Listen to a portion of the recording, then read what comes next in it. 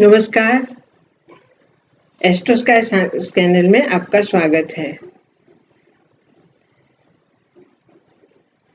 योगों के बारे में आगे की कड़ी हम बताएंगे आज। योग अर्थात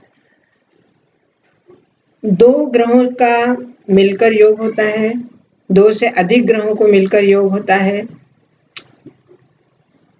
दो ग्रहों का आपस में राशि परिवर्तन से योग होता है, ग्रहों का एक दूसरे से दृष्टि से ग्रह होता है, योग होता है।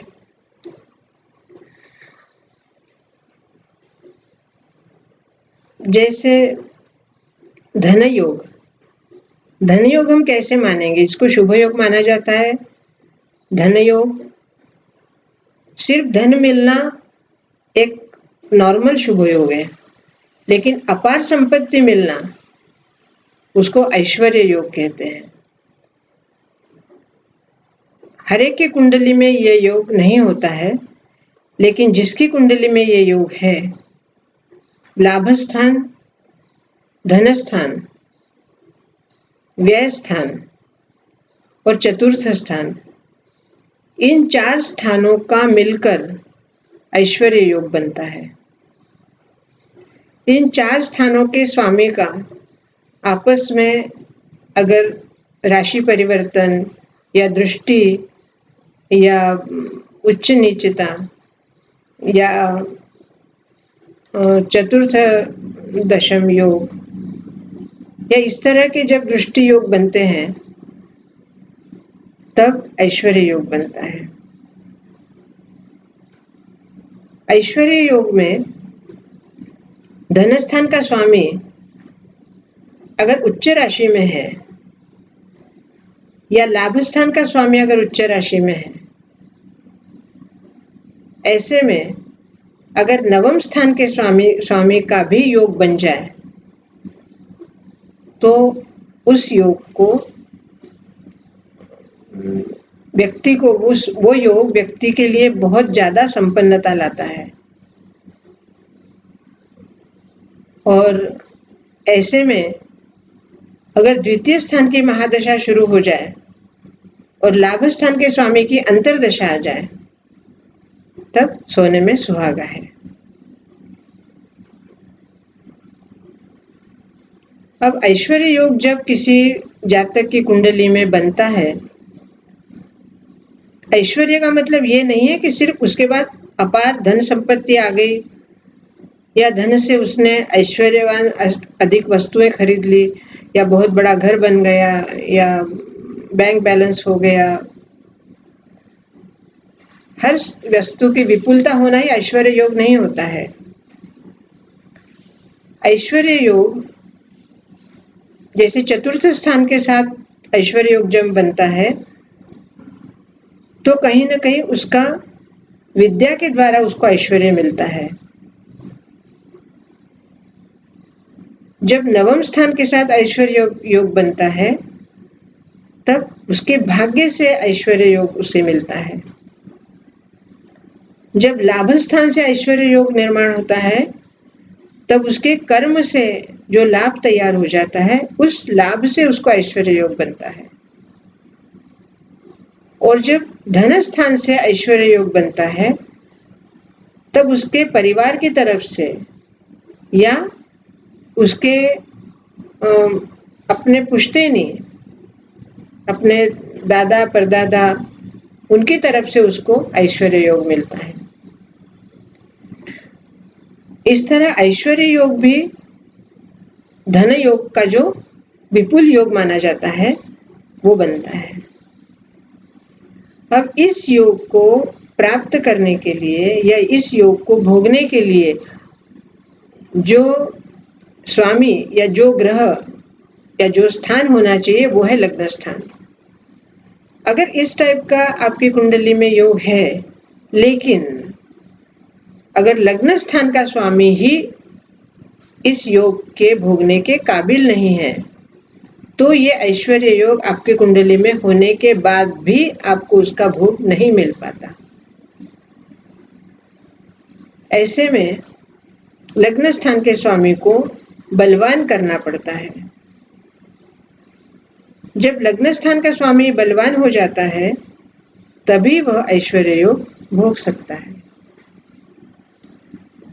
ऐश्वर्य योग आने के साथ ये भी देखना पड़ता है कि उसका व्यय स्थान कहाँ पे है या व्यय स्थान का स्वामी कैसा है। अगर व्यय स्थान का स्वामी मान लो नीच राशि में चला गया हो तो ऐश्वर्य योग आने के बाद भी वो व्यक्ति अपने धन को गलत जगहों पर व्यय कर देता है, अर्थात उसका भोग दूसरी तरह का शुरू हो जाता है और धन ऐश्वर्य की जगह उसका विनाश शुरू हो जाता है। दोस्तों, कुंडली में योग होना और कुंडली के योगों का अपने जीवन में पदार्पण करना, उस योगों को भोगना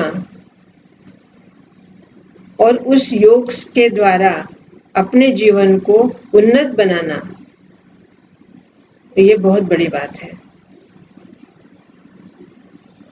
कई बार देखा गया है कि एक गरीब परिवार में जन्म हुए बच्चे के कुंडली में अगर ऐश्वर्य योग है तो ये देखा जाता है कि ये ऐश्वर्य उसको उम्र के कौन से समय मिलने वाला है। मान लो ये योग उसको उम्र के 35-40 वर्ष के आसपास मिलने वाला हो तो बचपन उस बच्चे का बहुत गरीबी में जाएगा, यहाँ तक कि उसकी पढ़ाई लिखाई उसमें बहुत कष्ट होगा। और उसके बाद जब उसको ऐश्वर्य योग की प्राप्ति होगी तब उसके स्वभाव में, उसके विचारों में, उसके व्यवहार में वो व्यय स्थान का भाव नहीं होगा, अर्थात विनाश का भाव नहीं होगा। वो अपनी मर्यादा में या उस धन को योग्य जगह पर ही खर्च करेगा। ऐश्वर्य योग जब इंसान को मिलता है और उसके साथ साथ अगर पंचम भाव का स्वामी भी उसके साथ कहीं ना कहीं संबंध बनाता है तो उस व्यक्ति को मिला हुआ ऐश्वर्य का धन वो समाज के लिए खर्च करता है, लोगों की भलाई के लिए खर्च करता है, अर्थात उसका ऐश्वर्यवान होना समाज के लिए एक बहुत बड़ा वरदान सिद्ध होता है। सिर्फ धन हाथ में आने से ही व्यक्ति श्रीमंत नहीं हो जाता। धन आपके हाथ में आने के बाद आप उस धन का उपयोग किस तरह करते हैं, उस धन को आप कहाँ खर्च कर रहे हैं, किस उद्देश्य से कर रहे हैं। अगर स्वार्थवश आपने उस धन का खर्च किया या सिर्फ आपके नाम के लिए आपने उस धन को खर्च किया तो उसका कहीं ना कहीं आपको विपरीत परिणाम भी भोगने को मिलता है,